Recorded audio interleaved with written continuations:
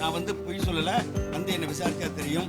தமிழ்நாட்டிலேயே இருக்கின்ற அத்தனை கிராம நிர்வாக அலுவலரை விட இதுவரை என்னுடைய 30 வருஷ சர்வீஸில் அதே மாதிரி வாலிப கவிஞர் தான் அவர் மட்டும்தான் சக்கரவள்ளி கிழங்கை எப்படி சமைஞ்சிச்சுன்னு சொன்னவர். சக்கரவள்ளி கிழங்கே சமைஞ்சிச்சான். இன்னைக்கு இந்த கண்ட கவிஞர்கள்லாம் பாட்டு எழுதி சினிமாவையும் கெடுத்து பாட்டையும் கெடுத்து புரிஞ்ச முன்னாடி பாசத்தையும் கெடுத்து விட்டாங்க. இன்னைக்கு எந்த பெண்களாச்சும் கல்யாணம் பண்ற முத கல்யாணம் பண்ற பொண்டாட்டி போய் புருஷன் மூஞ்ச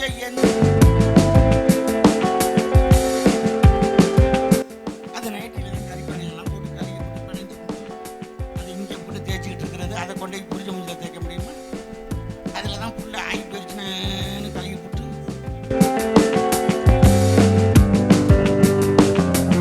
மனைவியை எங்க காதலிக்கிறாரு? விவசாய வேலை பார்க்கையில அந்த விவசாயத்து வேலைகளையும் சேர்த்து தன்னுடைய மனைவி மேல வச்சிருக்கிற காதலையும் சேர்த்து அப்படியே ஒன்றி போய் ஒரு பாட்டை எழுதினாங்க. அப்பவே டெல்லியில கேட்டாங்க, சிங்கப்பூர்ல கேட்டாங்க, தொழிலதிபருக்கு மதுரை மீனாட்சி அம்மன் மியூசியம் ஓனருக்கு கேட்டாங்க, கோயம்புத்தூர்ல கலெக்டர் கேட்டாங்க, இவ்வளவு பேரு கேட்டாங்க. அப்ப கொண்டாந்து சொந்தக்காரன் பாலு கேட்டு ஒப்பாரி வச்சு கத்துறா. 2 கிழமை சொல்லுது, கவியரசர்னா அது கண்ணதாசன் தான், கவி பேரரசுனா அது வைரமுத்து தான், மக்கள் கவிஞர்னா அது பட்டுக்கோட்டையார் தான், வாலிப கவிஞர் இன்னும் 90 வயசு ஆச்சு, வாலிப கவிஞர்னாலே வாலி தான்.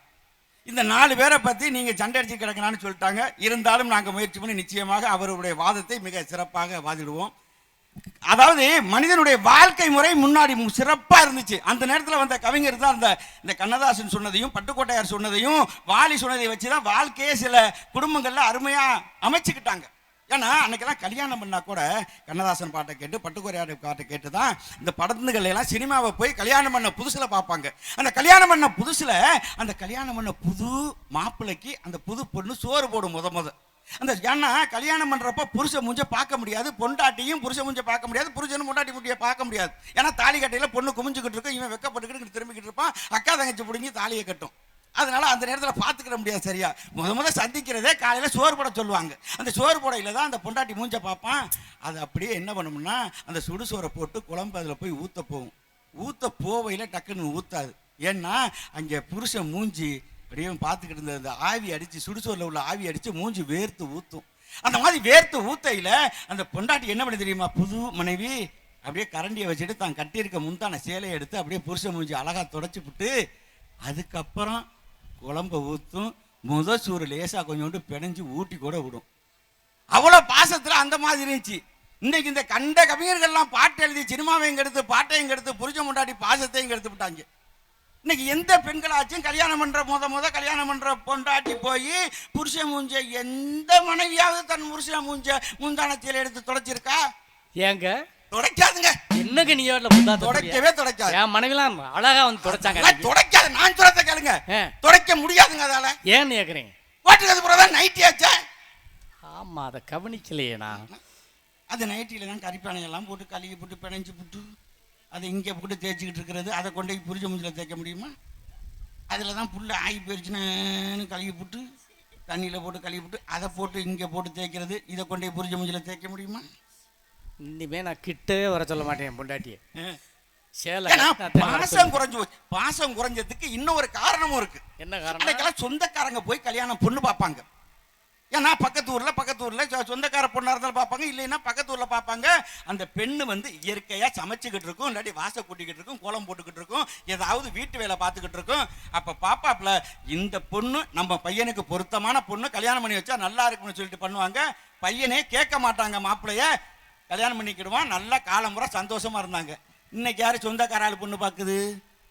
யாருமே சொந்தக்காராள் பார்க்கறது இல்லை. பொண்ணு பார்க்கறதுக்கு தம்பி அவர் பாலகிருஷ்ணன் உட்காந்துருக்கார். பொண்ணு பார்க்கறதுக்கு எப்போ வரேன்னு கேட்டுவிட்டேன். திங்கக்கிழமை வரவான்னு கேட்டேன், தொடர் பார்க்குது. அப்போ செவ்வாய்க்கிழமை அது தொடர் பார்க்குது, புதன்கிழமை 7 நாளும் தொடர் பார்க்குது. எப்போயா பொண்ணு பார்க்க வரேன்னு கேட்டேன். அதுக்கு அந்த பொண்ணு அந்த அத்தை அவங்க சொல்கிறாங்க, பொண்ணு அம்மா வேறு எப்போவும் வர வேண்டாம் தம்பி, இந்த சீரியலுக்கு எப்போ இடைவேளை விடுவாங்கல்ல அப்போ பார்த்துட்டு போங்க. பொண்ணு பார்க்க போகிற சூழ்நிலை அப்படி ஆகிப்போச்சு கொடுமையா. அதெல்லாம் அப்போ நடந்துச்சுங்க. இப்போ யாரும் பொண்ணு பார்க்க போகிறதே இல்லை. போகிறதே இல்லை. ஏன்? இப்போ பொண்ணு தான் பூரா யார் பார்க்குறா தெரியுமா? புரோக்கர் பார்க்குறாரு. அதுவும் போட்டோ வச்சுக்கிட்டு. அதாவது எல்லாரும் நான் சொல்கிறது உண்மையானு பாருங்க. நம்ம வீட்டில் பார்க்குற பொண்ணெல்லாம் கரிச்சட்டி மாதிரி இருக்கும். புரோக்கர் வச்சுருக்கிறது மட்டும் செக்கச்சேவேன்னு சினிமா நடிகை மாதிரி இருக்கும். ஏன் அப்படி? ஆமாம், அந்த புரோக்கர் வந்து சொல்லிடுவார், போட்டோ தரையில் கொஞ்சம் நல்லா மேக்கப்லாம் பண்ணி நகையெல்லாம் போட்டு எடுத்தாங்க சாதகத்தோட பாரு. இந்த புள்ளைய கரிச்சட்டி மாதிரி கிடக்கிறத கொண்டு போய் பியூட்டி பார்லரில் மல்லாக்க படுக்க வச்சு இந்த முடியெல்லாம் பிடிங்கி விட்டு மைதா மாவை கொட்டி பட்டி பார்த்து பைண்ட் அடிச்சு எல்லாம் பண்ணி விட்டு அதுலேயும் செட்டு நகைன்னு ஒன்று வாடகைக்கு கொடுக்குறாங்க எங்கள் ஊர்லாம். இங்கே இந்த மாதிரி இல்லை. அந்த செட்டு நகையை 2000 ரூபாய்க்கு வாடகைக்கு வாங்கி அதை உடம்பு பூரா பூட்டி விட்டு அந்த செட்டு நகையில் முக்கியமான ஐட்டம் ஒன்று இருக்கு. என்னது? அதான் ஒட்டியானம். ஒரு பிள்ளைக்கு போட்டு ஒரு ஒட்டியானத்தை இழுத்து மாட்டுது 4 கிளவி மாட்டவே முடியலை. அப்புறம் 2 ஒட்டியானத்தை முடிஞ்சு மாட்டி விட்டு அதை போட்டோ எடுத்து அதை புரோக்கர்கிட்ட கொடுத்து விட்டு அவன் கொண்டாந்து காமிக்கவும் இந்த பையன் பார்த்துட்டு அந்த ஒட்டியானத்தையே பார்த்துட்டு பேசிக்க முடியுங்க, இது பிடிச்சிருக்கு, நல்ல பொண்ணா இருக்குன்ட்டான். உடனே பேசியாச்சு. அந்த காலத்தில் பொண்ணு வீட்டில் நிச்சயதார்த்தம் நடக்கும் எங்கள் ஊர் பக்கம். மாப்பிள்ளை போகக்கூடாது, இங்கே எப்படின்னு தெரியாது. ஆனால் இப்போ என்ன பண்ணுறாங்க, எல்லா நிச்சயதார்த்தமும் மண்டபத்தில் நடக்குது. மண்டபத்தில் நடந்தால் பொண்ணு மாப்பிள்ளை மாதிரியே பட்டுச்சேலை பட்டு வேட்டி கட்டி மாலையெல்லாம் போட்டு மண்டபத்தில் உட்கார வச்சிடறாங்க. அவங்க வாட்டில் 2 வீட்டுக்காரங்களும் அங்கிட்டு பேசிக்கிட்டு இருக்காங்க. இது 2 இங்கே உட்காந்துக்கிட்டு என்ன பண்ணுது, பொண்ணு மாப்பிள்ளையும் பக்கத்தில் போய் அப்படியே கிட்ட போய் குசு குசுன்னு பேசி போட்டு டக்குன்னு ஒன்று கொடுத்துட்டு வந்துடுறான். ஒரு செல்போனை கொடுத்துட்றான். அதுலேயும் 2 சிம்மை போட்டு கொடுத்துட்றான். இந்த 2 சிம்மையும் வாங்கிட்டு போய் அன்னைக்கெல்லாம் கல்யாணம் பண்ணி 2 புள்ள பிறக்கிற வரையும் என் பாட்டி கூட புருஷனோட பேசினது இல்லையா. இப்போ தாத்தன்ட்டா நான் 2 பையன் அப்பனே சித்தப்பண்ணு பிறக்கிற வரையும் பேசவே இல்லைடா, அப்புறம் தாண்டா அவன் மூஞ்சே பார்த்தேங்கிறாரு. இப்பெல்லாம் என்ன பண்ணுறது, கல்யாணம் பண்ணுறதுக்கு முன்னாடியே 2 மாதம் இருக்குது இந்த பையன் சிம் கார்டை கொடுத்து விட்டுறான். கொண்டு வீட்டில் வச்சுக்கிட்டு பேசுது நைட்டு பூரா. ராத்திரி பேசுறது, பகலில் பேசுறதுக்கு, நைட்டு தூங்கிட்டு போயிடுறது, பாடிக்கிட்டு போயிடுறது, ஆடிக்கிட்டு போயிடுறது, சாப்பிட்டுக்கிட்டு போயிடுறது. இதே மாதிரி கல்யாணம் பண்ண 60 நாள் பேசி பேசி பேசி பேசிவிட்டு அதுக்கப்புறம் தாலி கட்டி முடிஞ்சதுக்கு அப்புறம் சாகிற வரையும் பேச்சுவார்த்தை இல்லை. இந்த மாதிரி நடந்துகிட்டு இருக்கு. ஆனால் தூங்காதேன்னு சொல்லியிருக்காங்க. இந்த மாதிரியெல்லாம் மகன் விழிப்பா இருக்கணும், மக்கள் விழிப்பா இருக்கணுங்கிறதுக்காக தான் மக்கள் கவிஞர் மக்களை பத்தி சொன்னா. எதுல எல்லாம் நீ விழிப்பா இருக்கணும். போர் படைதனில் தூங்கியவன் வெற்றி இழந்தான், போர் படைதனில் தூங்கியவன் வெற்றி இழந்தான், உயர் பள்ளியில் தூங்கியவன் கல்வி இழந்தான், கடைதனில் தூங்கியவன் முதல் இழந்தான், கொண்ட கடமையில் தூங்கியவன் வெற்றி இழந்தான். இப்படி பொறுப்புள்ள மனிதனின் தூக்கத்தினால் சில பொன்னான வேலையெல்லாம் தூங்குதப்பா. தூங்காதே தம்பி தூங்காதே, நீ சோம்பேறி என்ற பெயர் வாங்காதே. தூங்காதே தம்பி தூங்காதே. அழகா எதுலையும் தூங்கக்கூடாதுங்கிறது அற்புதமா அழகா சொல்லியிருக்காரு. சின்ன பயல்கிட்ட அதுவும் சொல்லியிருக்காரு. இன்னைக்கு அந்த காலத்துல எல்லாம் இப்போ கணவன் மனைவி எல்லாம் பாசமா இருந்தாங்க. அதுக்கு கூட ஒரு பட்டுக்கோட்டையாரு காதல் பாட்டை கொடுத்தாரு. காதல் பாட்டுனா கல்யாணம் பண்றதுக்கு முன்னாடி கொடுக்கல, கல்யாணம் பண்ணதுக்கு பிறகு மனைவியே காதலிக்கிறது மாதிரி. மனைவியை எங்க காதலிக்கிறாரு, விவசாய வேலை பார்க்கையில அந்த விவசாயத்து வேலைகளையும் சேர்த்து தன்னுடைய மனைவி மேல வச்சிருக்கிற காதலையும் சேர்த்து அப்படியே ஒன்றி போய் ஒரு பாட்டை எழுதினாருங்க. அப்படியே ஏன்னா விவசாய வேலைக்கு போயில புதுசா கல்யாணம் பண்ணல பின்னாடியே பொண்டாட்டியை கூட்டிட்டு போயிடுவார். அப்ப நீரா தண்ணி கொண்டு போவோம், கஞ்சி கொண்டு போவோம், எல்லாத்தையும் செம்புல கொண்டு போவோம். அப்ப பக்கத்திலேயே அந்த மனைவியை வச்சுக்கிட்டு அந்த பார்த்துக்கிட்டு அந்த வேலையெல்லாம் 2 பேரும் கலந்து பார்த்தா விவசாய வேலை மிக சிறப்பாக நடக்கும். அதை கூட பட்டுக்கோட்டையார் அழகா சொல்லியிருக்காருங்க. பக்கத்திலே இருப்பேன் நான் பார்த்து பார்த்து ரசிப்பேன், பக்கத்திலே இருப்பேன் நான் பார்த்து பார்த்து ரசிப்பேன், வெக்கத்திலே முழிப்பேன் நான் விஷயம் தெரிஞ்சு சிரிப்பேன், வெக்கத்திலே முழிப்பேன் நான் விஷயம் தெரிஞ்சு சிரிப்பேன், பக்கத்திலே இருப்பேன் நான் பார்த்து பார்த்து ரசிப்பேன். கேட்ட வந்திருக்கும் சிங்கார கண்ணத்திலே, கேட்ட வந்திருக்கும் சிங்கார கண்ணத்திலே, செல்லமா கிள்ளிடுவே உள்ளதெல்லாம்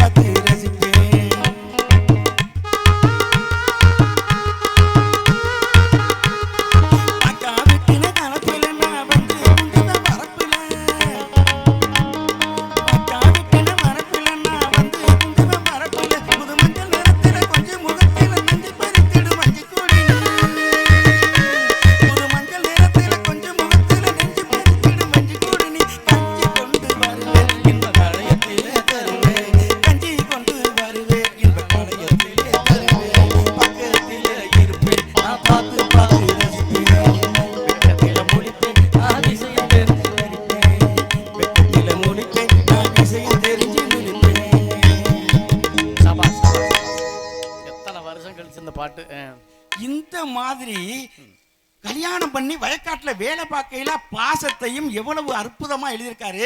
ஆனா கணவன் மனைவி இப்ப அப்படியா இருக்கு.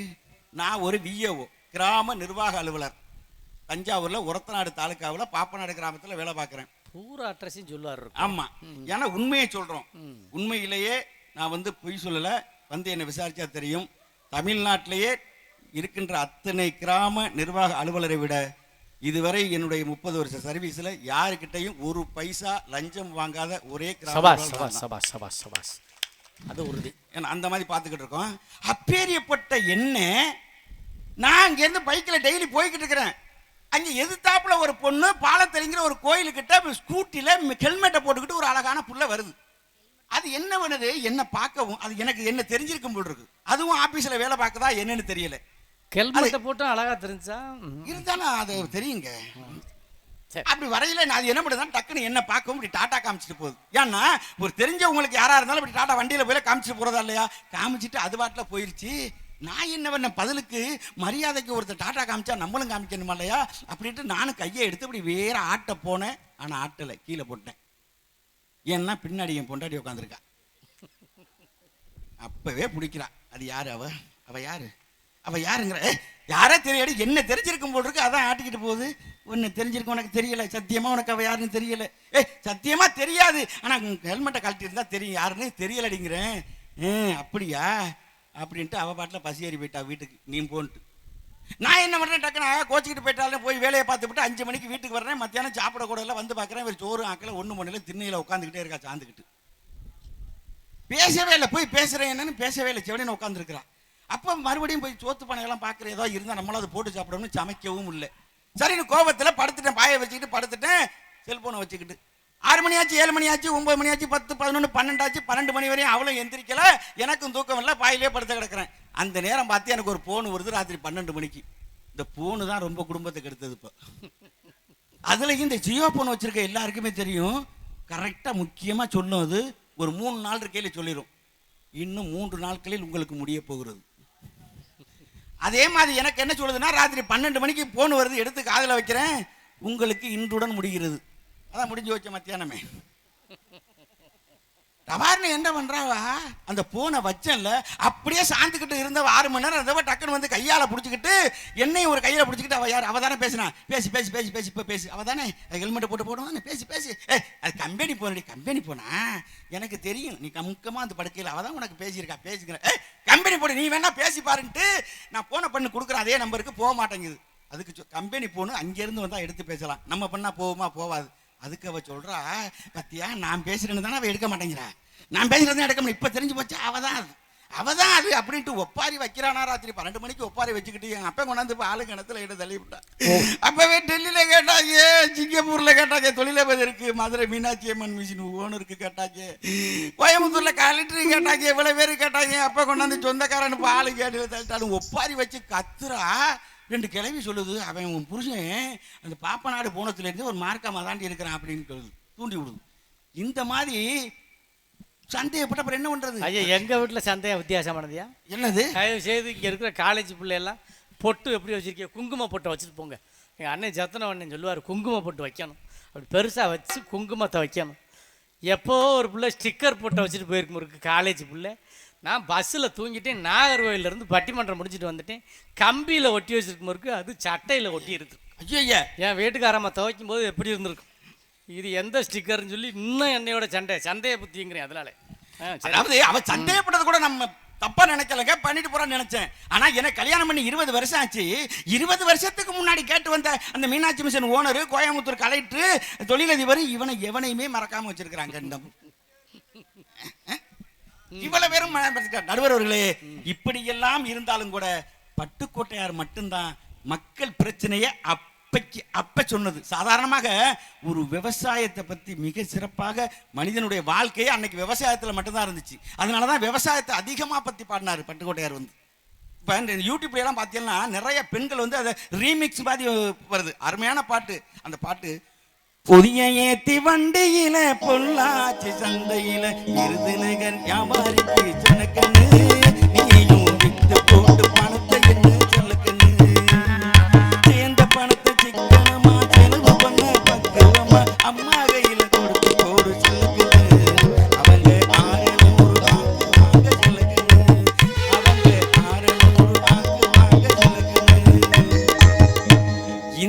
மாதிரி அழகா அதை பொறுத்துடும். அதை போய் இப்போ குத்துப்பாட்டில் போட்டு யூடியூப்ல போட்டு வேற மாதிரி அப்படியே பொம்பளை பிள்ளை வந்து ஆடுது. பொதிய ஏத்தி வண்டியில பல்லாச்சி சண்டையில பொதிய ஏத்தி வண்டியில பொல்லாச்சி சண்டையில நகர் கவாரிக்கு கிழக்கனே நீயோ வித்து போட்டு படத்தை என்ன கிழக்கனே நீயோ வித்து போட்டு படத்தை என்ன கிழக்கனே இந்த மாதிரி போட்டுக்கிட்டு இருக்குங்க. ஆனா இத்தனை பாடல்கள் பார்த்தா ஒரு சின்ன பயலுக்கு கொடுத்தாரு பாருங்க. சின்ன பயலுக்கு ஆளும் வளரணும் அறிவும் வளரணும் அதுதாண்டா வளர்ச்சி. ஆளும் வளரணும் அறிவும் வளரணும் அதுதாண்டா வளர்ச்சி. உண்மை ஆசையோடு நீண்டவருக்கு அதுவே நீதரு மகிழ்ச்சி. நாளும் ஒவ்வொரு பாடம் கூறும் காலம் தரும் பயிற்சி. உன்மரம் ஓடுதான் பெண்ணி வளரணும் தன்மானம் உணர்ச்சி. சின்ன பயலே சேதி கேளுடா. அந்த மாதிரி சொன்னாருங்க நடுவர் அவர்களே. இன்னைக்கு எங்க ஊர்ல ஒருத்த வந்து 2 வருஷத்துக்கு முன்னாடி ஒரு கல்யாணம் நடந்துச்சு. அங்கேருந்து வந்தா 4 குதிரையில வர்றாங்க, 10-15 பேர் வர்றாங்க, 50 ஆராத்தி எடுத்த ஆளுக்கெல்லாம் பணம் போட்டா எனக்கு ஆச்சரியமா போச்சு. இது யாருடா இவ்வளவு பெரிய ஆளு வந்து இப்படி பண்றான்னுட்டு ஒருத்தட்ட கேட்கிறேன். அந்த நிகழ்ச்சி அமைச்சுக்கிட்டு இருக்கட்ட, யாருப்பா எல்லாரும் ஆராத்தி எடுக்கிறாங்க, எல்லாரும் பணம் போடுறாங்க, அவர் யாருன்னு? அவர் தாங்க இப்ப மந்திரி, உங்களுக்கு தெரியாதா, மத்திய அமைச்சர் அப்படிங்கிறாரு. ஒரு 2-3 வருஷத்துக்கு முன்னாடி நல்லவரா அப்படின்னு நான் கேட்டேன். என்ன அவர் வசதி வாய்ப்பெல்லாம் அப்படி? அடையாங்க பெரிய கோடீஸ்வரங்க, ஊரு பூரா அப்படியே மரியாதை, அப்படியே ஆராய்ச்சினா பணத்தை அள்ளி போடுவாருங்க, சொத்து சுகமெல்லாம் அவ்வளோ இருக்குங்க. 2 பையங்க, எந்த பிரச்சனையும் இல்லைங்க, பிள்ளையாலையும் பிரச்சனை இல்லை, சொத்து சுகத்தாலையும் பிரச்சனை இல்லை, ஊர் மரியாதையாலையும் பிரச்சனை இல்லை அப்படிங்கிறார். அப்போ நான் கேட்டேன், இவ்வளவு செல்போட பிள்ளைகளோட மரியாதையோட வாழ்றாரு, அவர் நல்லவரான்னு கேட்டேன். எல்லாம் இருக்கிறவர்கள் இந்த நாட்டிலே யாரும் நல்லவர்களாக இல்லை. ஏன்னா கர்ம வீரர் காமராஜர் நல்லவராக இருந்தால் நாடு ஏத்துக்கல்ல. அதுபோல இன்றைக்கு 40% நல்லவர்கள் இந்த நாட்டிலே இருக்கிறார்கள், அவங்கள வெளியில தெரியாது. பூரா என்னென்னமோ பண்ணாலாம் இன்னைக்கு திடீர்னு பணம் வரவும் அவர்களை கடவுளாக நினைச்சுக்கிட்டு இருக்கிறோம். எல்லாம் என்ன, திருடுவதால். அந்த திருட்டை ஒழிக்கவே முடியல. அவன் நினைச்சதான் திரு, நீ ஈடி வருது, சிசிடிவி கேமரா வருது, என்னென்னமோ வருது, எத்தனையோ கேஸ் போடுறாங்க. லஞ்சத்தை ஊழலை இந்த நாட்டில் ஒழிக்க முடியுதா? அது யாரா ஒழிக்கலாம்னு அவன் நினைச்சதான் ஒழிக்கலாம்னு அழகா பட்டுக்கோட்டையார் சொன்னார். திட்டம் போட்டு திருடிற கூட்டம் திருடி கொண்டே இருக்குது, அது சட்டம் போட்டு தடுக்கிற கூட்டம் தடுத்து கொண்டே இருக்குது. திருடனாய் பார்த்து திருந்தாவிட்டால் திருட்டை ஒழிக்க முடியாது. திருடனாய் பார்த்து திருந்தாவிட்டால் திருட்டை ஒழிக்க முடியாது. திருடாதே பாப்பா திருடாதே, வறுமையை நினைத்து பயந்து விடாதே, வறுமையை நினைத்து பயந்து விடாதே, திறமையில் இருந்து மறந்து விடாதே. திருடாதே பாப்பா திருடாதே. இந்த மாதிரி ஒவ்வொரு விஷயத்தையும் மனிதனுக்கு நாடிய பிடிச்சபடி என்னென்ன வாழ்க்கையில செய்யறான், என்னென்ன செய்யக்கூடாதுங்கிறத அழகா சொன்னாருங்க. அதுலயும் பட்டுக்கோட்டையாற்ற மிக முக்கியமான காரணம் என்ன தெரியுமா? ஆபாசமா எந்த வரியிலையும் எந்த பாட்டிலையும் எழுதலை. காதலுங்கிறத பார்த்து எதுக்குமே அவர் ஒத்துக்கல. ஆனா ஒரு பாட்டில் கொண்டே முத்தம்னு கொடுங்கன்னு சொல்லி எழுதுறாங்க. அவர் முடியவே முடியாதுன்ட்டார். அந்த வரியே நான் எழுத மாட்டேன், நான் பாட்டு எழுதாட்டையும் பரவாயில்லைங்கிறாரு. இல்லைங்க, முத்தம்னு வர்றது மாதிரியாச்சும் ஒன்று எழுதுங்க அப்படின்னாரு. அது எப்படி எழுத? முத்தம்னு வர்றது மாதிரி ஆபாசம் தானே அப்படின்னு. இல்லைங்க, இப்போ முத்தங்கிறது காமத்திலிருந்து நீக்கப்பட்டாச்சு. ஆனால் பச்சை பிள்ளை கொடுக்குறோம், பாட்டி வந்து பையலுக்கு கொடுக்குது, பேரனுக்கு கொடுக்குது, எல்லாம் முத்தம். நீங்கள் அப்படி நினச்சிக்கிட்டு அப்படி எழுதுங்கன்னு போட்டு குழப்பி விடுறாங்க. நான் முத்தம்னு எழுத மாட்டேன், ஆனால் வேற வகையில் எழுதுறேன்னு சொல்லிட்டு கொடுத்தாரு பாருங்க. அதுலேயும் கொண்ட சமூகத்தை பூத்துறாங்க. கண்ணத்தில் உன்னை ஒன்று கடனாக தாராய், கண்ணுக்குள் விளையாடும் கலையே நீ வாராய், கண்ணத்தில் உன்னை ஒன்று கடனாக தாராய்.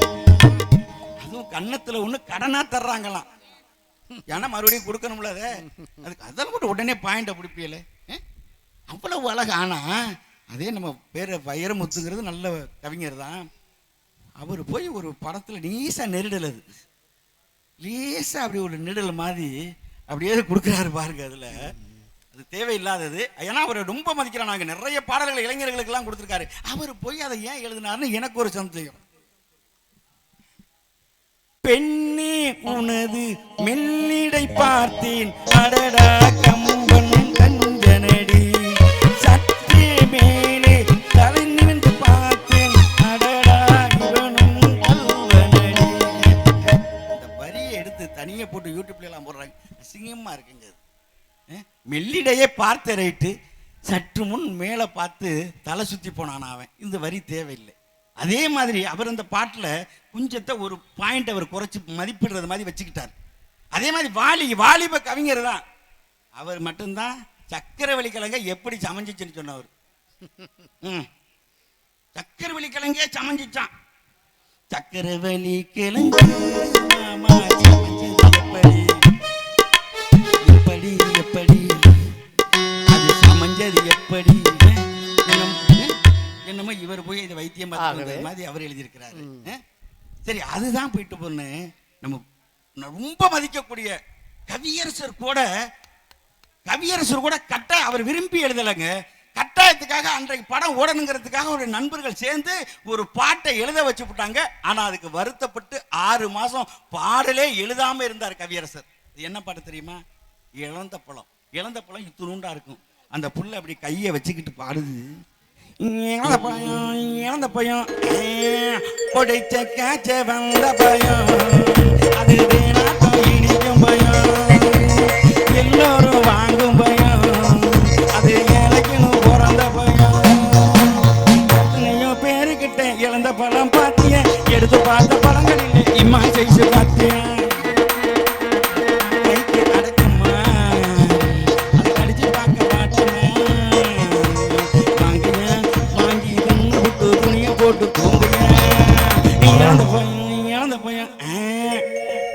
இந்த ஒரு பாடல் தான் அவரை ஒருபடி குறைய ஆரம்பித்தது. ஆனால் அவரே அதை நாம் தவறு செய்து விட்டோம் என்று சொல்லி 6 மாசம் வந்து எழுதிய பேனாவை உடைத்து விட்டு பாட்டே எழுதாமல் இருந்தார். அப்படி இந்த 3 கவிஞர்களும் தனக்கென்று ஒவ்வொரு எல்லையை தாண்டி போய்விட்டார்கள். ஆனால் எந்த வகையிலும் அந்த எல்லையை தாண்டாமல் பாட்டு எழுதியது பட்டுக்கோட்டையார் மட்டும்தான் என்கின்ற காரணத்தால் எந்த வகையில் பார்த்தாலும் மக்கள் பிரச்சனையும் சமூக பிரச்சனையாக இருந்தாலும் சரி, காதல் பிரச்சனையாக இருந்தாலும் சரி, மக்களுக்காகவே பாடியதால் மக்கள் கவிஞர் என்று அவருக்கு பெயர் வைத்திருக்கிறார்கள். புரட்சி தலைவர் அவர்கள் ஆட்சி அமைக்கும் போது முதலமைச்சராக வரும் பொழுது நிருபர்கள்லாம் கேட்கிறப்ப இதை பத்தி என்ன நினைக்கிறீங்க, உங்களுக்கு கலைத்துறையில இருந்தா அந்த பதவி கிடைச்சிச்சு, அப்ப கலைத்துறையில எந்தெந்த வகையில உங்களுக்கு இந்த பொறுப்பு கிடைச்சிச்சுன்னு நீங்க எதை பெருமையா நினைக்கிறீன்னு கேட்கிறாங்க. அப்பொழுது நிருபர்கள்ட்ட சொல்றாரு, அது ஒரு நாற்காலியை காமிச்சு, இந்த நாற்காலிக்கு 4 கால் உண்டு, இந்த 4 காலில் ஒரு கால் பட்டுக்கோட்டையாருடைய கால் அப்படின்னு சொன்னாங்க.